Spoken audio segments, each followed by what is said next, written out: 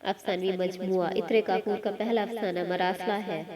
اس میں پلاٹ بظاہر سیدھا سادہ معلوم ہوتا ہے، لیکن افسانے کو آخر تک پڑھنے پر بھی قاری کہانی کی مختلف کڑیاں جوڑ کر اسے قصے کی شکل میں دینے میں مشکل محسوس کرتا ہے۔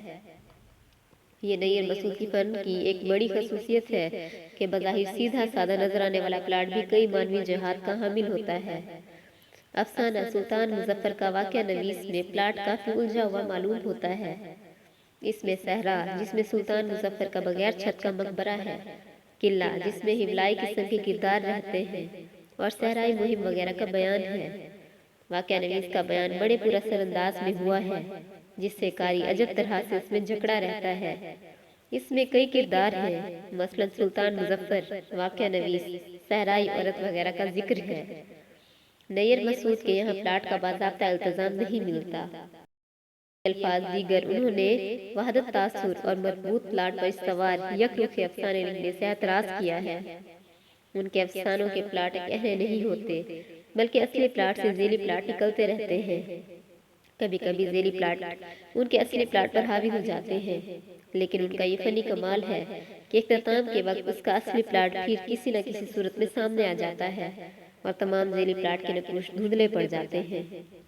پھر بھی اس حقیقت سے انکار نہیں کیا جا سکتا کہ ذیلی قصوں کی کثرت کی وجہ سے ان کے افسانوں میں بھول بھلیاں کی کیفیت پیدا ہو جاتی ہے، جس سے پڑھنے والے کا ذہن الجھ کر رہ جاتا ہے، اور کہانی کی اصل روح تک پہنچنے کے لیے بڑی ظرف بینی درکار ہوتی ہے۔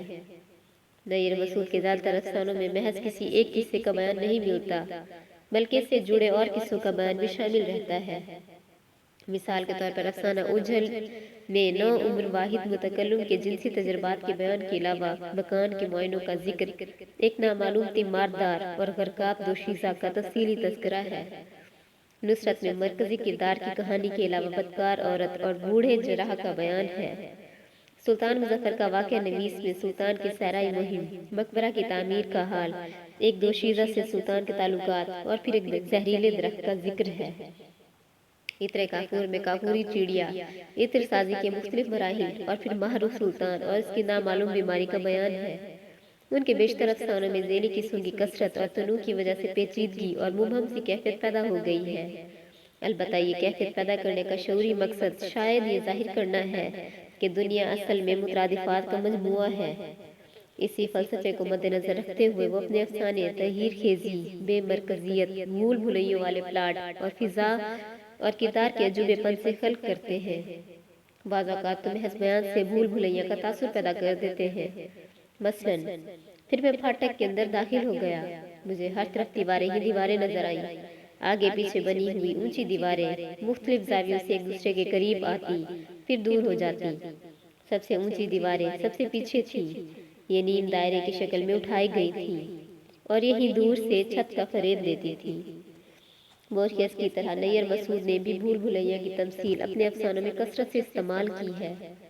ایسا لگتا ہے کہ معاشرتی اور سماجی تصورات کی مضحکہ خیزی کو اجاگر کرنے کے لیے بھی انہوں نے متعدد ذیلی قصوں کو بیک وقت بیان کیا ہے، تاکہ اس میں چھپے ہوئے عناصر کی نشاندہی کی جا سکے۔ سہیل وحید سے ایک انٹرویو میں نیر مسعود اپنی کہانیوں کے موضوع کے متعلق فرماتے ہیں، میں موضوع کے بارے میں سوچتا نہیں ہوں، اسی لیے کہا جاتا ہے کہ کہانیاں مبہم ہیں، اور یہ سمجھ میں نہیں آتا کہ کہانی میں آپ کہنا کیا چاہ رہے ہیں۔ ضمنی موضوعات بہت سے ہوتے ہیں، لیکن بنیادی موضوع کوئی ایک نہیں ہوتا۔ بعض کہانیوں میں ہے، لیکن عام طور پر کہانیوں کا کوئی موضوع نہیں ہے۔ ضمناً تمام موضوعات زیر بحث آتے ہیں۔ اس کو چاہے میری کمزوری سمجھ لیجئے کہ موضوع بنا کر کہانی نہیں لکھ پاتا ہوں۔